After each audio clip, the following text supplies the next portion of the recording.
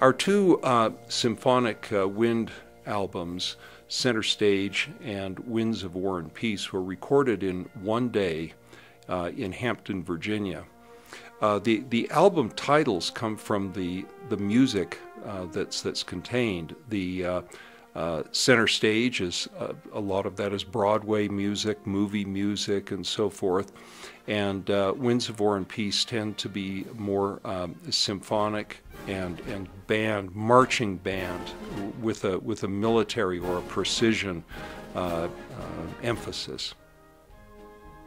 Our symphonic band recordings were recorded in this older college located in Hampton, Virginia. And it was quiet that day. And I say day advisedly because we arrived in the morning. The equipment was unloaded from the truck. The band, 50 players, assembled in the hall. And in one day, we recorded 2 albums. And that kind of efficiency and productivity is remarkable. But it's understandable when you consider the players in this. First of all, the conductor, Lowell Graham, had worked with this group for many years. And Lowell knows how to get things done. He's a musician, but he's also an executive. He gets things done. And then the primary recording engineer, although Joseph McGee was there and I was there, I was mainly running the Ultramaster and so forth, but Bruce Leak has recorded more band recordings that I think anybody could count. I think you'd have to use exponential numbers or something to evaluate that.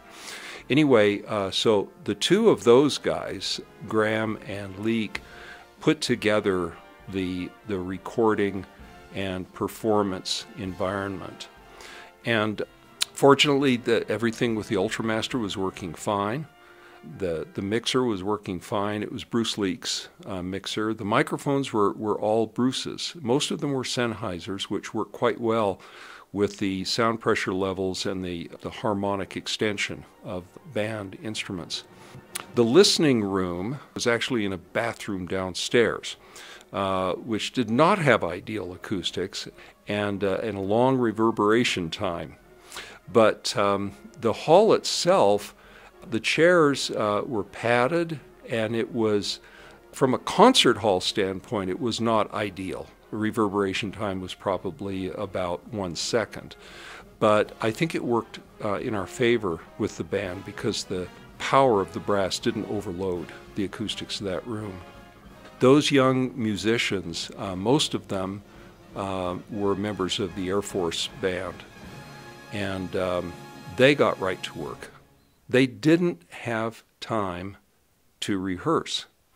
So this was a pickup band in a way, and they performed stunningly.